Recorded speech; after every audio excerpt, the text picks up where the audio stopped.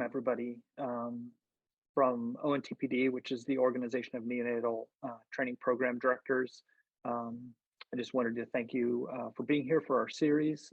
Before we do introductions, I just wanted to shout out our YouTube channel, which has actually really excellent talk by Dr. Tamara Lewis on the URIM Fellows experience in neonatology, but I actually think it would be a really good hour-long video to look at as a program director to think about what it means to be underrepresented in medicine and also in fellowship, because it's actually very specific to all of PEDS and actually honestly to all of medicine. I also wanted to thank Rick Scarr and Rick Reckett Mead Johnsons for helping us sponsor these talks, which I think are really important to improving our both in our environment, but also our recruiting. And with that, I'm going to throw it over to Dimitri Duchovny for introductions. Welcome, everybody. Great, thanks so much, Patrick. It's really a pleasure to introduce our speaker for today to talk about holistic review of fellowship applications. You may have heard Dr. Lahia Yemane speak at several of venues, including some of the APPD sessions that have been hosted over the last couple of years on topics related to equity, diversity, and inclusion.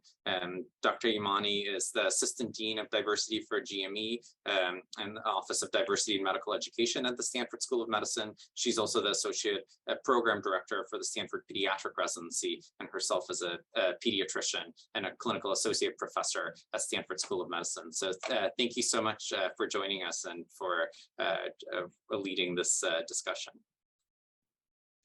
Thank you so much, everyone, for the invite. I'm going to just share my slides and then we will get started. Put in presenter. All right, can y'all see my slides? I'm getting some head nods. All right. So thank you all for the invitation to come and talk with your group about inclusive recruitment practices.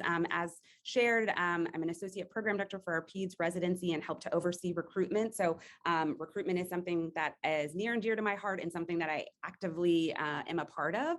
And then as well as assistant dean for diversity in GME and our Office of Diversity in Medical Education, which was a new role about a year ago, which I'm sure many of you would resonate with this, is that, you know, there's a lot of infrastructure in place for UME and medical students to support diversity efforts, but in GME, we become a lot more decentralized.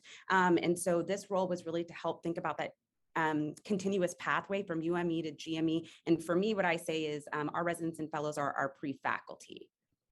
All right, and then just at my Twitter handle, you'll see I'm fairly newish. I got on Twitter during COVID. I was very skeptical at first, but it's really been an amazing platform to really elevate actually a lot of my mentees. I actually learn a lot around DEI and I'm getting connected with folks. So if you are hesitant, I highly encourage. All right, so I have nothing to disclose.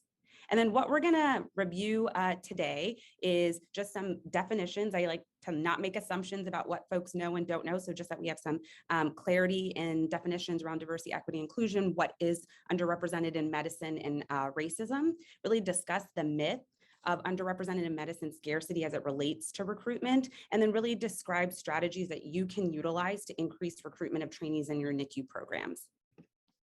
So in terms of definitions, diversity really is just composed of different elements. When we talk about inclusion, as I mentioned in the title, it requires intentional practices. So again, it's not something that just naturally happens without being really intentional about what you're trying to achieve, what resources you need to do that. And really it's around practices and policies to really create engagement so that everyone feels like they are valued and welcomed, even if they have different, different experiences or identities from those in the larger group. And then equity, I love this graphic from the Robert Wood Johnson because I think the term equity is used a lot lately, and really the distinction between equality and equity are important. So as you can see, equality is everyone gets the same need, everyone gets the same thing. Equity is everyone gets what they need. And so that's creating opportunities for equal access and success, but that there is a very clear distinction. And then diversity, as we said, is really could be many, many different things. for this talk, we're in general, we're speaking primarily around race, ethnicity, but when we talk about gender, sexual orientation, disability, first generation college graduates, we have many that now, use first generation to say first generation physician, if you're first generation in the United States, low income, rural, and really many other factors that we consider in distance travel. And so what are really that kind of waterline image is just to show, they're the things that we feel like we can see on the outside from folks, but really that there are so many other things that are invisible. And so how do we, as we said, kind of start to learn more about those things during the recruitment process? So as I said, just for grounding for this talk and definitions, underrepresented in medicine, we're using the definition that is from the AAMC, which is those racial and ethnic populations that are underrepresented in the medical profession relative to their numbers in the general population. So typically it includes these 4 groups: Black, African American, Hispanic, Latino, American Indian, Alaska Native, and Native Hawaiian Pacific Islander. This definition switched around 2003 from underrepresented minority, with the idea that there isn't always like a fixed aggregate group of people, and also to allow a little bit of a shift from national to more regional or local underrepresentation. So I know on this call, there are folks from across the country. Our demographics are very different across our geographies. And so how do we better understand our local demographics to meet the needs of the patients that we're serving? And then, as I said, this is with the idea that it's kind of a evolving definition. So we might get to a point where one of these particular groups is not underrepresented anymore. And so that's where that shift came from. And then some of why we need to do this, I always ground people, especially when they're talking about to their stakeholders and why we should care. We want everybody to care about this, but ultimately, even if you don't care about it, ACGME has now made it a requirement where your institution needs to care about it. And so I always say that you can use this when you're talking to stakeholders about why this work is important, is that the ACGME has a requirement about this that just started a couple of years ago, and it essentially mirrors exactly the LCME standard for medical schools, which was done 10 years ago. So as many of you know, GME, we're a little bit behind the ball with UME usually, and so we're starting to catch up. And then I just wanted to share a definition for racism, because I still think sometimes the term and the concept can feel really like abstract for folks. And so this is a definition by Dr. Kamara Jones, which is, I think, really helpful in understanding that racism is a system of structuring opportunity and assigning value based on the social interpretation of how one looks, which is what we call race, that unfairly disadvantages some individuals and communities, unfairly advantages other individuals and communities, and saps the strength of the society through the waste of human resources. And I think that last sentence, particularly for us in pediatrics, really resonates, because I think many of us went into pediatrics because we really want to see changing the life trajectories in every child to thrive. And so I think this definition is really important. And then I'm going to show a brief video. I usually don't like a lot of like character cartoon things when you're trying to explain DEI concepts, but again, racism and oppression sometimes can still feel really abstract. And so this is a video that I think helps break it down in a way that feels more practical. Oppression. It's a word that's often used as a blanket term, but there's actually a whole lot more to it. There are 4 interlocking aspects of oppression: ideological, institutional, interpersonal, and internalized. And it might seem like a small difference, but it's very important to be able to distinguish between each kind, because understanding oppression is the first step to fighting it. Let's start with the core at the heart of every form of oppression: ideology. Every system of oppression comes from the idea that one group is somehow better than another. Ideological oppression starts when the dominant group associates positive qualities with itself and negative qualities with the marginalized or othered group. Ideological oppression describes the deeply ingrained social root of inequality. It's the larger overarching idea that leads to the isms. For example, the idea that Black people are dangerous is ideological racism. The idea that poor people are lazy is ideological classism. Ideological oppression leads to institutional oppression. Institutional oppression is the way that systems and institutions manifest the dominant ideology. Institutions control access, who is able to get to what and how. This includes legal rights, police practice, access to medical care and education, public policy, political power, and media representation. For example, when women make 2/3 of what men make, that's institutional sexism. When a building is constructed without wheelchair ramps, that's institutional ableism. All of this leads to interpersonal oppression. Interpersonal oppression is probably the easiest to recognize because it happens all around us. Interpersonal oppression is the way that people play out discrimination and violence on each other. It can take the form of microaggressions, jokes, stereotypes, and harassment. For example, when a student is bullied for being gay, it's interpersonal homophobia. When a Muslim person is told that they're a terrorist, it's interpersonal Islamophobia. And all those forces, ideological, institutional, and interpersonal, lead to internalized oppression. Internalized oppression is the way that people with marginalized identities internalize narratives of their own inferiority. It's what leads people to feel less than. This is the end goal of oppression. The oppressive party doesn't need to exert force any longer because the marginalized group is enacting oppression on itself to maintain the status quo. It's important to remember that it's never a marginalized person's fault that they feel internalized oppression. It's simply what happens when someone faces negative stereotypes, low expectations, and ongoing discrimination. So, for example, an immigrant feeling embarrassed about having an accent is internalized xenophobia. When a trans woman feels that they can never be a real woman, that's internalized transphobia. So, to review, the 4 I's of oppression are ideological, institutional, interpersonal, and internalized. Each of these types are interconnected and completely supported by the others. They can never exist on their own and can even be seen as a cycle. Now that you understand the different kinds of oppression, you're even more equipped to fight it. Don't forget that any effort to dismantle oppression should aim to address it at all 4 of these levels. Thanks for watching.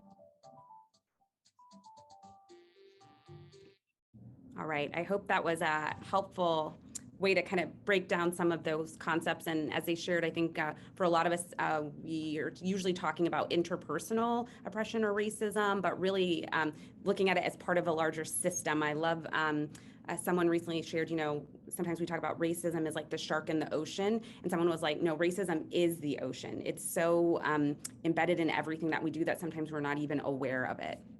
And so with that, I wanted to talk a little bit about the myth of UIM scarcity. And again, I know I've been in recruitment all, we know the numbers. It's really easy sometimes to just say, well, I don't understand. There's not enough people in the pathway. What can we do about it? And I think what's really important, and what this article, Race Metaphor in Myth and Academic Medicine, is really great at challenging us, is really, again, understanding when we're making some of these comments, whether consciously or unconsciously, we're kind of perpetuating this idea of why is a group inherently less qualified, or why are there less of them to begin with, when really what we need to be examining, again, are what are the structures and reasons for their exclusion. And so I picked out this quote that I like from the article around academic medicine perpetuates the myth that racially marginalized qualified candidates are inherently scarce and in need of recruitment, all the while participating directly in manufacturing the conditions that make our field inhospitable to marginalized candidates. And so on this tweet from Dr. Ray Bignell, who's an amazing person, who's a pediatric nephrologist who actually came to visit us a couple weeks ago and is really active on Twitter. So if you're joining Twitter, follow him, is just highlighting for folks the example of being told since grade school, you won't make it, you won't make it, you won't make it. And then here we are now when we're trying to recruit for residents, fellows, faculty, and we're saying, where is everyone? And so what we really want everyone to kind of really challenge ourselves is to acknowledge that the candidates themselves are small in number due to structures of their exclusion. So not that we're pathologizing race, but racism and the structures that are keeping them out. And what this article also really does is really challenges one of these common graphics. I'm sure many of you have seen the graphic on the left with the boxes and trying to, again, explain the distinction between equality and equity, as I mentioned before. And it is pictorially helpful to show, again, that equality is everyone gets the same thing, so the same boxes, and that equity is everyone gets what they need. So one person doesn't have a box, another person has 2 boxes. But what this article was also arguing is, although the intention of this is trying to focus on the interventions and explaining the distinction between the two, the impact of it is that it could be perpetuating this idea of racial hierarchy, and that some folks are inherently short.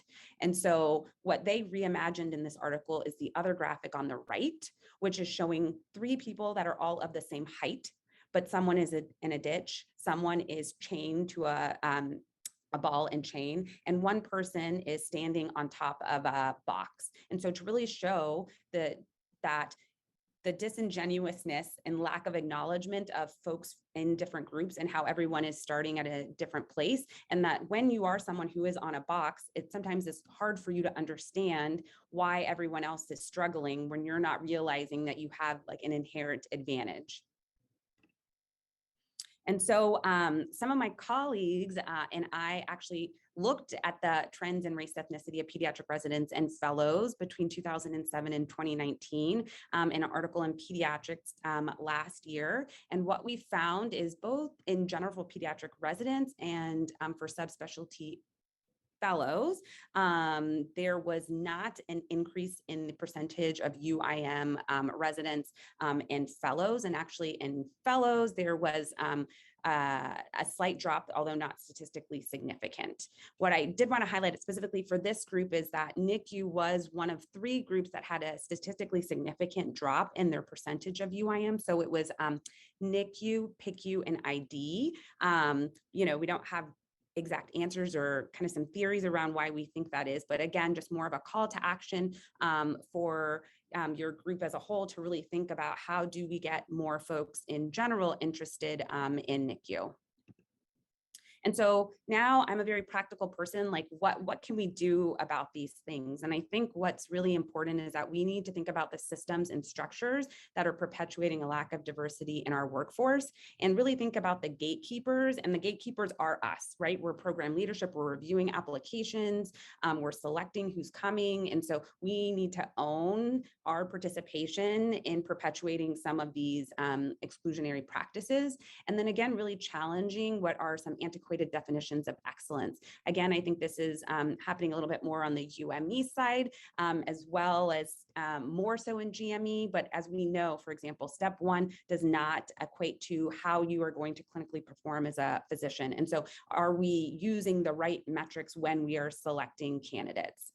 And then I always like to tell people, you know, systems and structures have greater impact on outcomes than changing hearts and minds. Is it great to change people's hearts and minds around racism? Yes, but ultimately systems and structures are what outlast individuals, and they really shape behavior change, similar to, as I said, those concepts in that video I shared previously. And so reframing what we don't have control, and what I hope this will give you some empowerment and agency that you have a lot of things that you can control. And so whether it's how your recruitment materials are written, interactions that you have with applicants, who you invite, how you train your interviewers, the types of interviews that you conduct, the tools you use, the criteria. And so really this is to help think about interventions at each of those steps that can help you moving forward. And this was a great article that came out a couple of years ago that just shares a nice framework around recruitment strategies. And we'll kind of go through the 5 points, sharing some different concrete strategies. So setting diversity as a priority. As I always say, priority requires intentional. It's a repeated word, is a lot of this requires intentional action with activities, metrics, and thinking about the resources that you need.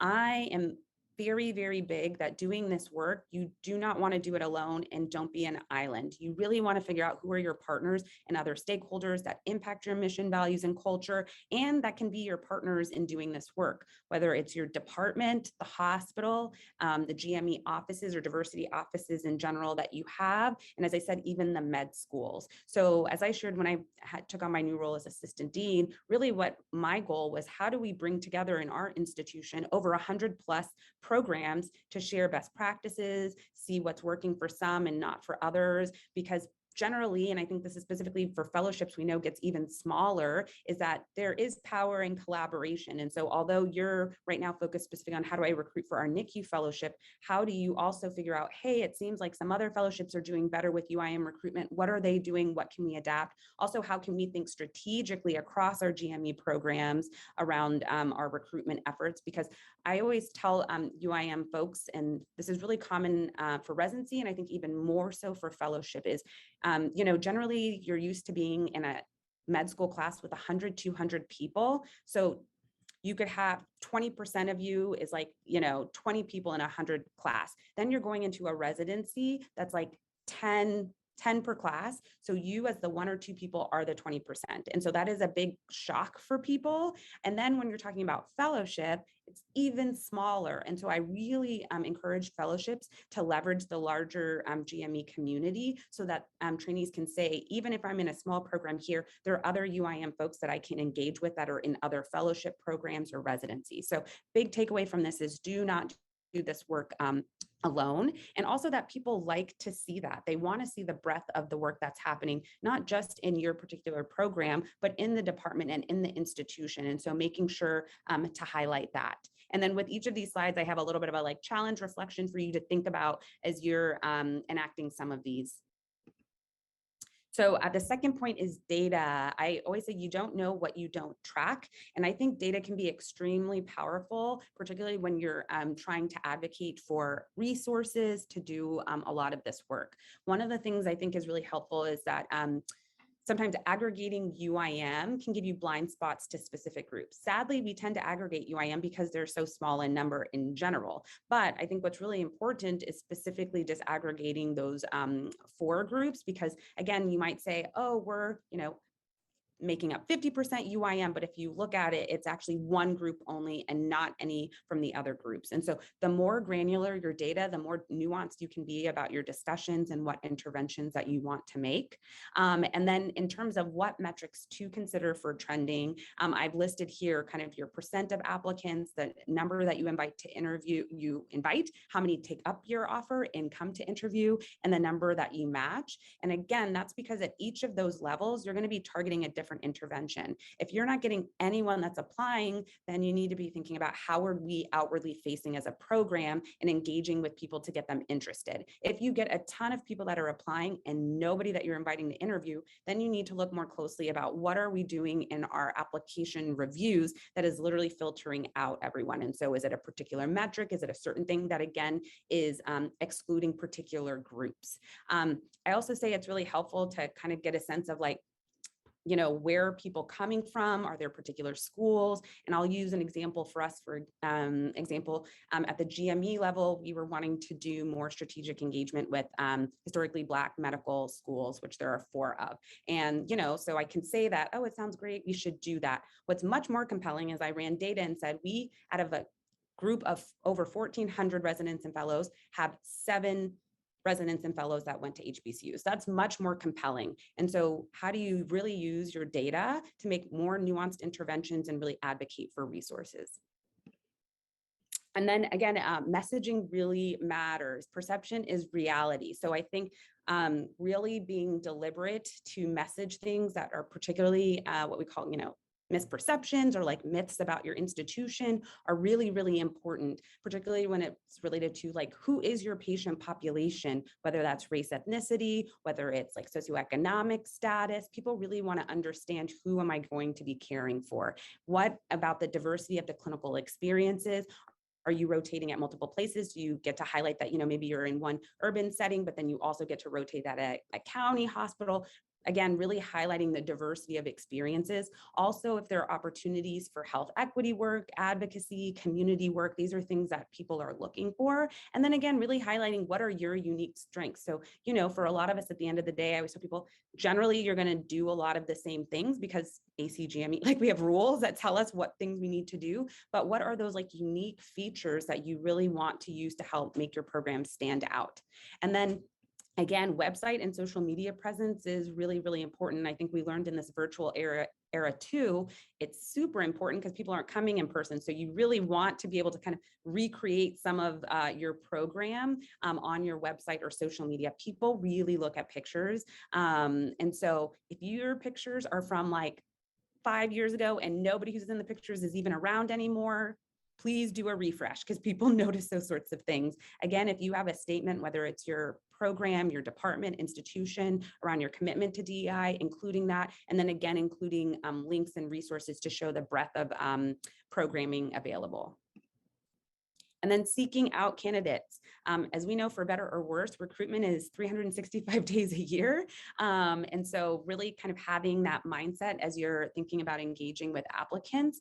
A great place is conferences. So there, the minority medical associations, whether it's SNMA or Student National Medical Association, which is the largest minority medical student organization, or LMSA, Latino Medical Student Association. They also now have a PAMSA. There's a new Medical Student Pride Alliance for LGBTQ+, and they actually had their first national conference virtual this year. But really tapping into those communities, your medical specialty organizations, particularly for fellowships. Usually residents that are interested in NICU or other things are going to be at your NICU conferences trying to present their research and other things. That's when you really want to build relationships. As all of us know, the community is very small. And so I have students that I've met years ago that are like, I still remember talking to you at SNMA or at, the Pediatric Academic Society conference, those sorts of things. And so you really want to start to build those relationships really early on. And then also think about how to have increased access and exposure to your program. So for example, rotation opportunities, if you have residents that do away rotations in your NICU, being really intentional about how you engage with them while they're there that month. There are now more places that are starting. We just started this past year to do a funded UIM clerkship for residents into fellows, what we call PRESS, or pediatric residency exposure to our subspecialties. So again, another way to help people come and see what it's like, because there's only so much we can do on websites and say we're nice and it's a great place, but we know that when people go, then they're able to see for themselves, is this a place where I feel like I would thrive and feel supported? And then again, having contact on social media, having informational sessions. And those are sorts of things, whether it's going to these conferences or informational sessions, where again, I think you should leverage your larger community. Can your GME as a whole go there, for example? Or some folks will have like GME open houses where they highlight all of their different fellowships, and people are able to learn more about the ones that they're interested in. And then again, really using your network of UIM faculty, trainees, and alumni as well. And then as we get into kind of selection metrics, this is a really great article, Medical Education's Wicked Problem, Achieving Equity in Assessment for Medical Learners. And it really kind of challenges us to think about what are the biases and disparities in some of the metrics that we use, and also tying it to the greater question of what is our role in UME and GME, the ultimate of what is a competent physician, and what is our duty to our larger communities, and what are we using to determine that? And so this is an example which I think many of us know now of USMLE Step 1 disparities. It is moving to pass-fail this year. But as we again talk about some of the structural issues, there was actually a great commentary by Bill McDade, who's the Chief Diversity Officer for ACGME, bringing up how in some ways that helps because there is a disparity, but what are some of the unintended consequences? For example, students that are at less prestigious medical schools, the STEP test was a way for them to, feel more legitimate or have an even playing field with some of the more competitive schools that can just use their name. And so again, when we think about the complexity of all the things that we're taking into consideration, also we know with clerkship grades, which is similar to our residency evaluations, we know, and there have been more studies again at the UME level, but there are more coming out at the GME level around disparities in milestones. That the earlier work with that has been more with emergency medicine and looking more at gender. But we also here just recently published in Academic Peds a study looking at disparities in evaluations for us by gender as well, and using kind of social role theory. As we know, there's kind of more communal, which are stereotypically associated with female characteristics of being more caring basically more caring, better communicator, versus agentic or more classically male, where it's more independent and leadership skills, and how we do tend to use those in gendered ways. And so just as I said, racism, sexism, all these things is the ocean. So we just need to be really aware of all these things. And not to say that we don't use these metrics at all, but that we, again, use it in a broader context. And so what does, again, holistic review mean? Like, what does this look like? And the AAMC definition of it is it's a flexible, individualized way of assessing an applicant's capabilities by which balanced consideration is given to experiences, attributes, competencies, and academic and scholarly metrics.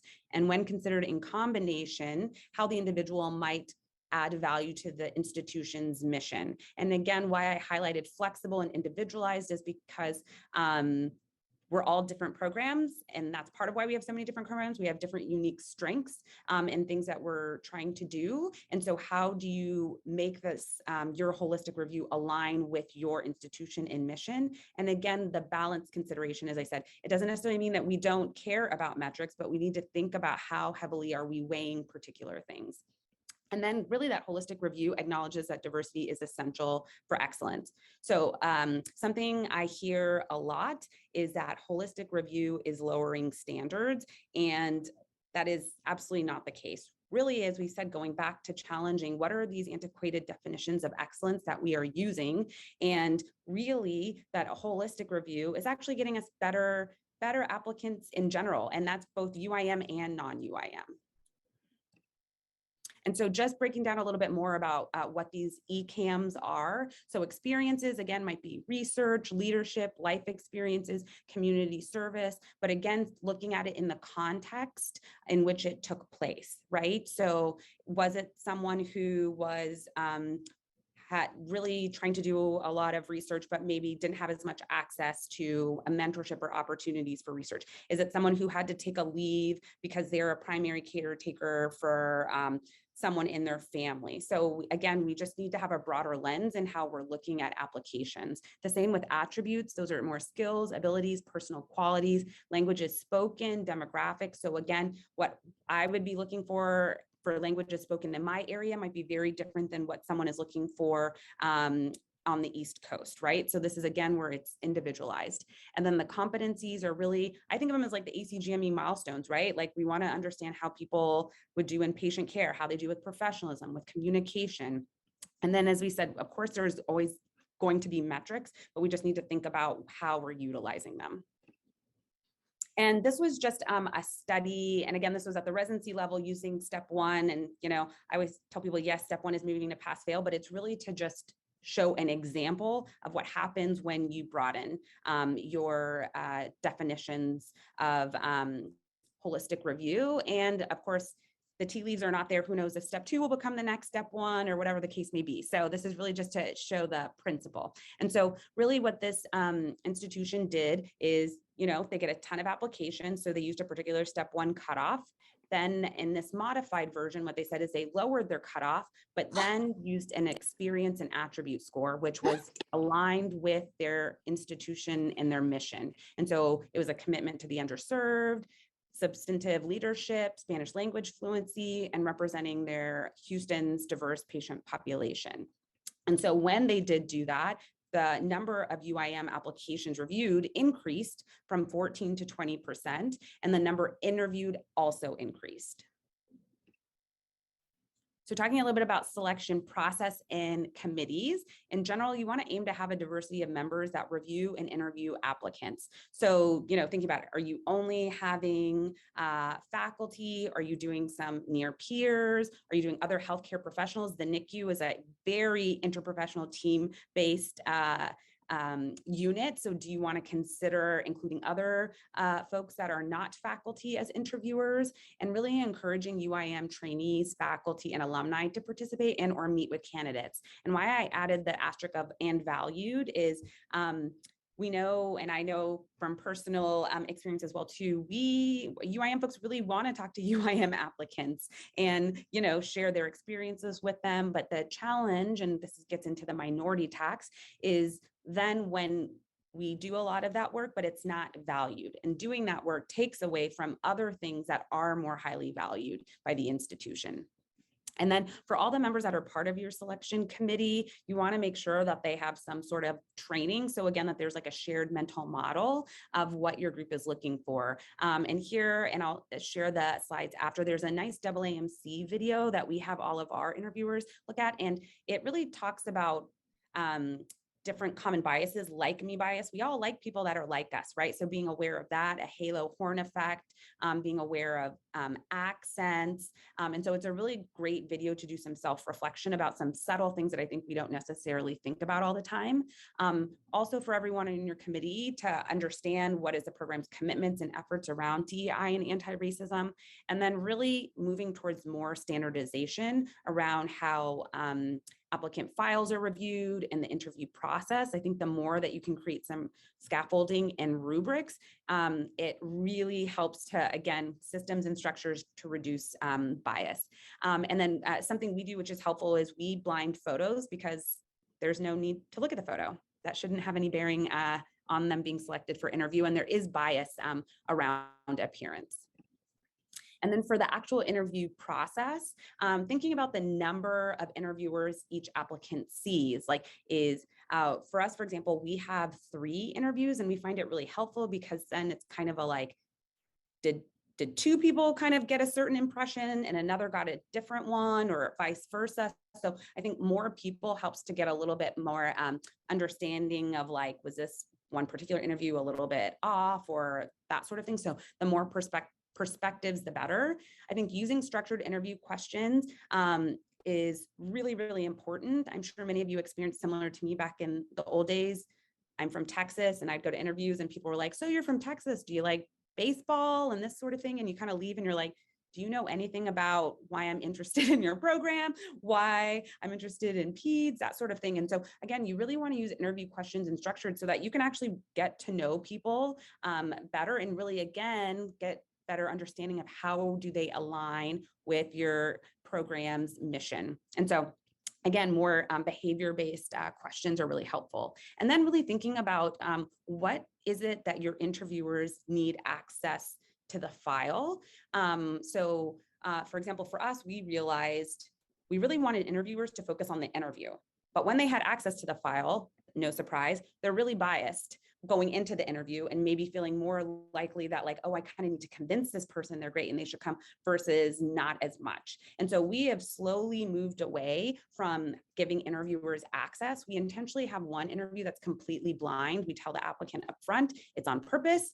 So they're also just not guessing and trying to figure out if you didn't have time to read their application. But again, really challenging. If the interview is, you've already done enough in your application that we're now inviting you to interview, then do the interviewers need that information? And what many folks have started to do is maybe just sharing like the personal statement and the CV.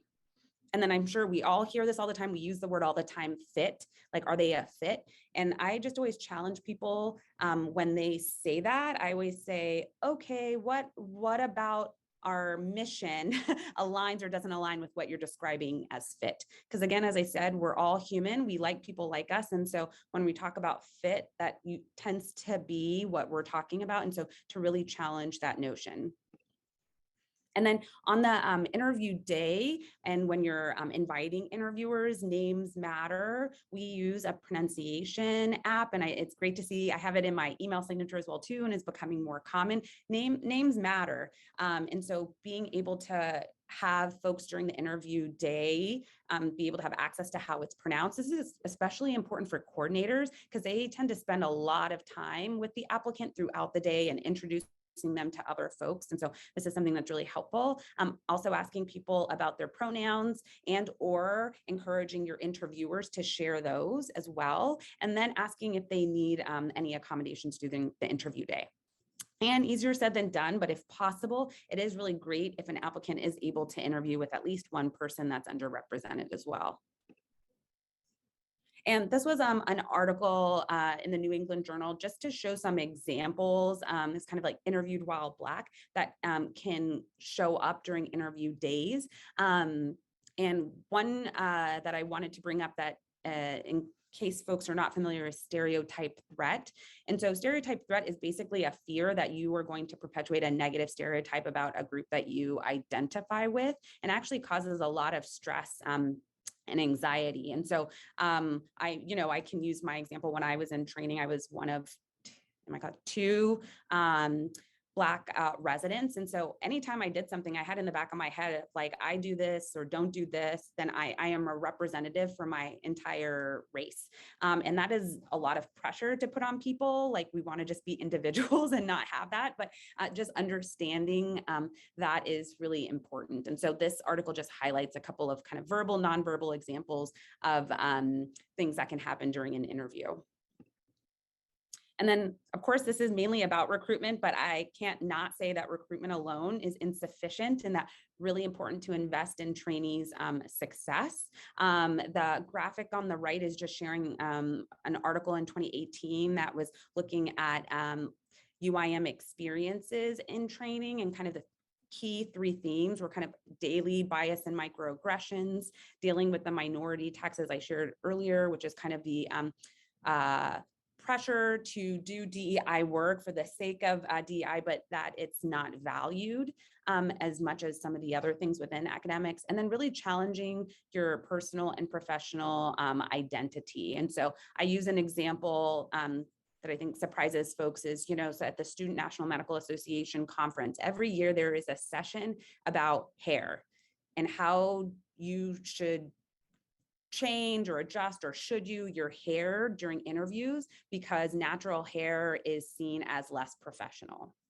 And so again, just thinking about all these things that people are dealing with is a really important context.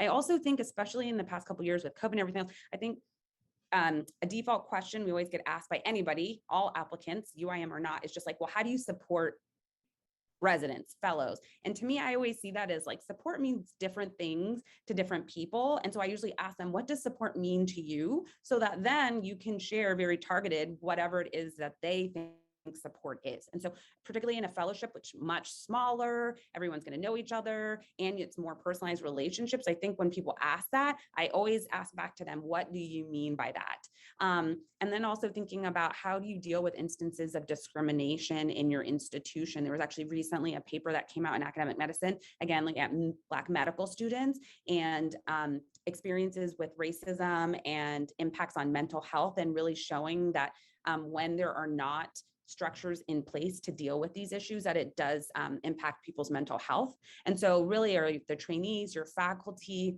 are they receiving any training on being effective allies? Again, in the NICU, we hear this, and this is across every specialty, but as you all know too, NICU is a very interprofessional group, but how is everyone getting some consistent training and education around DEI topics? Because it's one thing for us, we tend to, focus on our faculty and trainees, but what about all of the nurses? What about all of RT? And so, like, for example, here in our hospital, we're really doing some intentional collaborations with the hospital so that, again, we are receiving training, but we need everyone else to receive the same training, because we know we work in an ecosystem with people across so many different roles. And then again, highlighting community building, professional development, mentorship that's available for folks.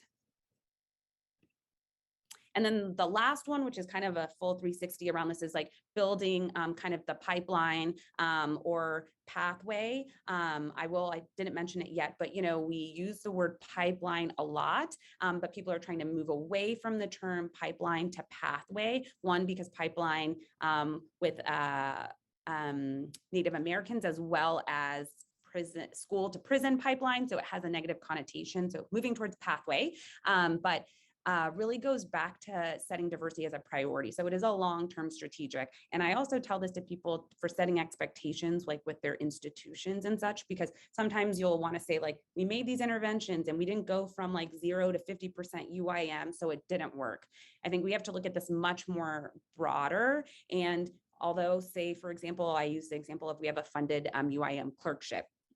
Are all of those people going to come here for residency? No. But are those people going to come here, have an amazing experience, then go tell all their classmates all the great things that happened? And, or I say, even if you're not coming for residency, I'll see you for fellowship, I'll see you for faculty. So we really do have to have this broader view of the work that we're doing. And again, going back to, as I said, is how do you collaborate with the folks around you? The med school, for example, are you seeing from at either the med school level or the residency level that you tend to have folks that stay? So how do you develop those relationships to get them to stay for fellowship as well?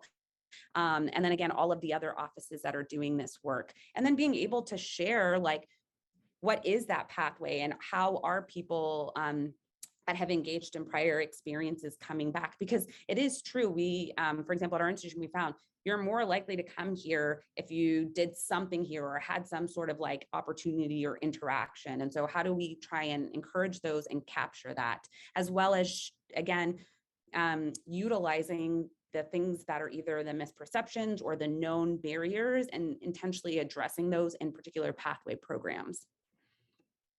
And so with that, and I know I wanted to keep some time for questions and discussion as well, as just to say, again, that UIM candidates are small in number due to structures of their exclusion from medicine. So again, not pathologizing race, but racism. And you know, recruitment is a big place for this. I love recruitment. I love being able to bring diverse experiences and perspectives, but we have all been in those recruitment meetings where there are a lot of cringeworthy comments that are made. And so again, how do we flip and challenge those comments to say, would we be saying this? I do this all the time. Would we be saying this if this was, for example, a female or a male? Would we be saying this if this was a minority versus a non-minority candidate? And so really challenging us that we are the gatekeepers and that we really need to think about the structural barriers, and that, again, being really intentional and don't do it alone on an island. Really leverage all of your stakeholders and others that are doing this work. And then this is just a picture of one of my prior mentees. He was a pediatric resident with us, Kamal Jones, who our PEDS advocacy group after the murder of George Floyd did a rally for racial justice across our School of Medicine. And again, really challenging us, similar to this, is like, what are we going to do differently? Like we need to do things differently. And then again, we'll share the slides, but these are just some resources. AAMC has a lot of holistic review resources, including basically a framework that you can use with your program to say, what are the things that we prioritize? What are our, again, distinct strengths? What is our mission? And what in an application can we use to find those things? And so again, I think it's really important for you when you have a shared mental model with your entire group about what it is that you're looking for in applicants. Again, this is that short video that I mentioned that I think is really helpful. This is great allegories. As I said, Kamar Jones, who I shared that definition for racism, has some really great educational videos to share these things. So similar to, as I said, we're the gatekeepers. Hers is, she has a gardener's tale, like we are the gardeners. And then this is just that video that I shared earlier. And with that, I just want to say thank you so much for allowing me to come and talk with you, and a lot of gratitude. All these pictures are trainees that I work with in different capacities that really inspire me to do this work and to continue to make this a better environment for them. And so, and there's my Twitter and email. And with that, I think I'll stop sharing my slides so I can see all of you.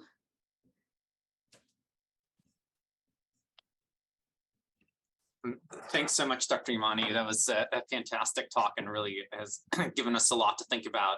And I really like how you've laid out the process at multiple stages of recruitment, including that recruitment is insufficient, and we should and thinking about what we can do for to help navigate the success of our trainees as well.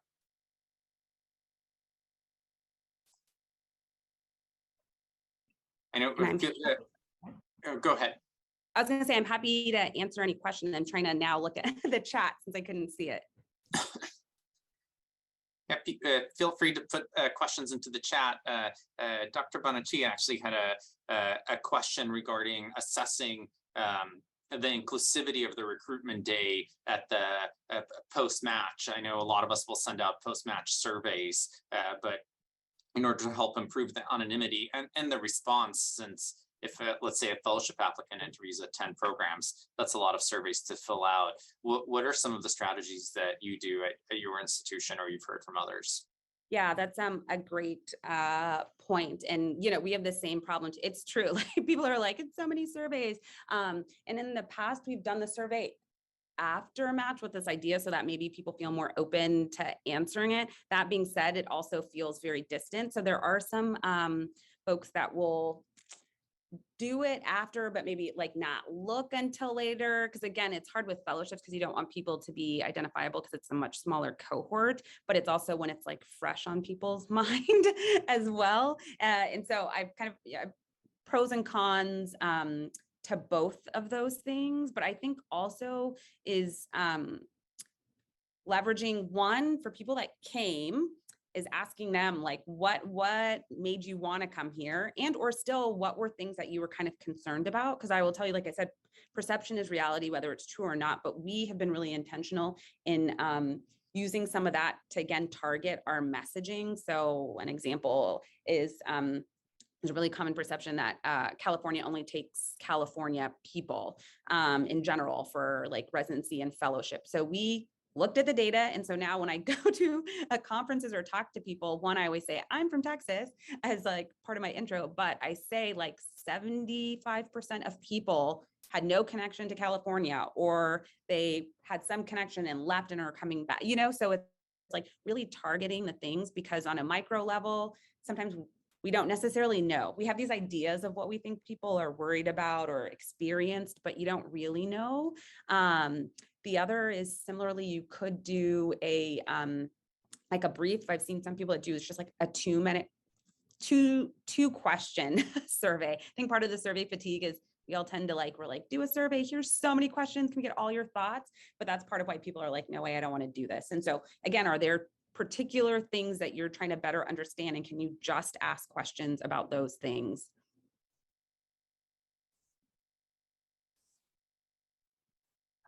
Thank you. Another question, how do you start building a GME community so you're not alone? Yeah, that's a great question. So pre my new role, what we did, because again, it started very grassroots, is find out who are the other folks, like the other programs that are interested in doing this. Like some institutions, for example, us, it's probably about 5-ish years ago or so, we realized there needs to be a more like cohesive fellowship community, right? Like, again, we tend to be a little more decentralized, but again, how do we leverage, and this is not just for DEI, this is in general, doing work together. And so, but how that started for me on the DEI front across GME is, again, you find like your partners. It's like, oh, the medicine person that's really trying to do something, that whoever over here, and then you start to like meet and share. And then, and that's basically how it started. Until then, we kept advocating that we need infrastructure and support to do this work. And so then that's when we were able to capitalize when there was an opportunity. And so some of the work that I do in my new role now, as I said too, is, we have monthly meetings around recruitment stuff. And so we invite people that are doing that work in their various programs to come participate. We again try to be the hub of like, when we're going to particular conferences, we deal with all the logistics of doing that and just say programs, give us information, or bring people that can join us at the conferences. But I think it really is just, it's like relationship building initially, especially depending on how big your GME is, whether it's just sending an email that's like, hey, other fellowship directors in our department that really want to communicate and share best practices on what's working and not working.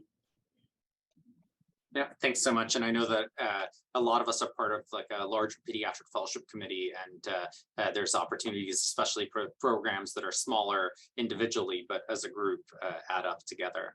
There's a couple of questions that relate to the interviewing and the blind interview process, and I'll just ask them together, if you don't mind. Yeah. The first was, what information do faculty need for interviews, just a CV and cover letter or less? And then for blind interviewing, do you have all interviewers blind or select interviewers to do this? And do you provide a list of structured questions to the interviewers?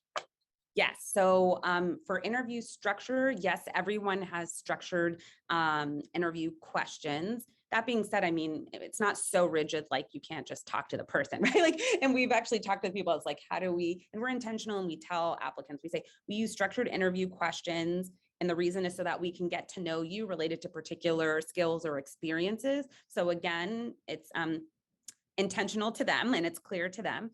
And so using those questions that, again, we decided as a group, which relate to things that we think are valuable and consistent with our mission, that sort of thing. And so everyone gets structured. And then the question about blinding. So there is one person who is 100% blind, literally has nothing. And then for the other folks, we've now got to a place where they can have the CV, the personal statement, and the letters of recommendation. And I find that it's helpful. A complete blind is helpful by itself, but the others are helpful because then you can actually have some context and even ask and explore about particular situations as it relates to the questions as well too. So, as an applicant, you spend all this time creating your application, you want to know that people like read it and are thinking about it. And so that's how we kind of balance the two. Thanks. And another question is about a structured question. An important quality in cardiology fellowships is multitasking. What might be a structured question that might address this skill? That is a good question. I was thinking about it again, behavior. So for example, and maybe you relate that question, that's how you say it. You're like, in cardiology, it's a very busy, fast-paced or multitasking. Can you share how you handle dealing with multiple tasks at one time, or when you're feeling, like overwhelmed and whatever? So then it's really getting them to kind of discuss their behavior related to that particular issue. And so I always think it's helpful. Again,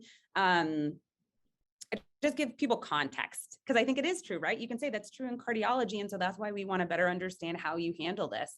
So I think making the questions as applicable as possible is really helpful. Like we had, and again, sometimes you try stuff out and you iterate. Like we used to do almost like a couple of different clinical scenario things, but it was more actually trying to get at the same thing. Like, how do you just think about prioritizing things and stuff? But we realized that people were getting into the nitty gritty, and we were like, we don't expect you to say you want to give epi and whatever. We just want to know that you should go see someone that's very, very ill before this, or how your thought process is.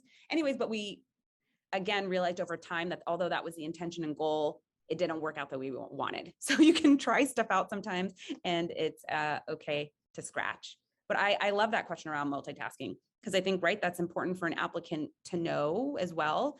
And or, being honest, like we're a high volume or we're a very busy blah, blah, blah. Because at the end of the day, the whole goal is for you and the applicant to find alignment, right? And so I think the more that you can use questions to better understand that is better for everybody.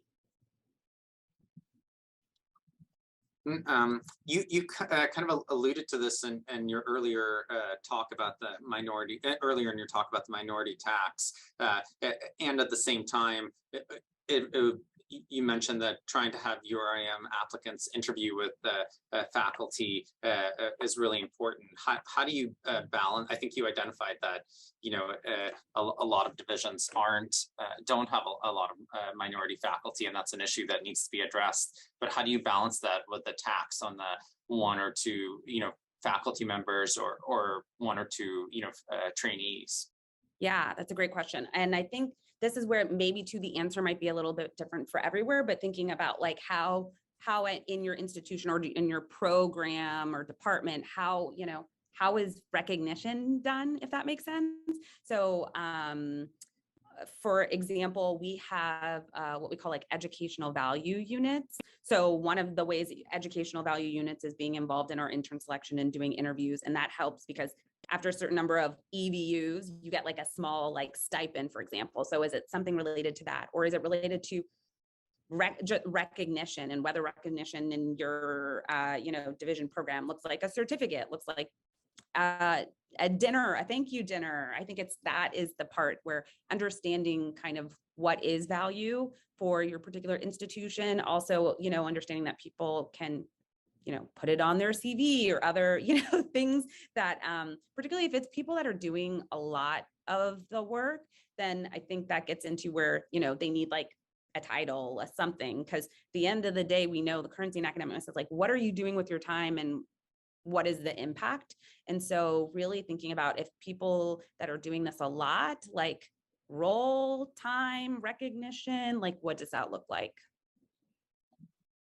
Thanks, and I know we're coming up at the hour, so maybe one more question. It's also related to the same to the structural interview questions. Do you have everyone ask the same structured questions, or does each interviewer have a different set of questions? Oh yes, great. Yes, they all ask different questions. So the 3 interviewers all have like different domains, you know, like a leadership question. We have a question around like resiliency, a question around this. So they're all different. Within those, over the years though, we've given like 2 or 3 options. And this is more so for the interviewers, because a lot of us interview all the time. And so sometimes just to mix it up a little bit, but it's questions around the exact same theme. But ultimately each room is completely different. And that's what has also been interesting, right? Is that sometimes you're like, somebody did really great with these questions and maybe not so great with this, but maybe also that, so it adds again to just getting more perspectives. Well, thank you so much for this a great talk and a great discussion.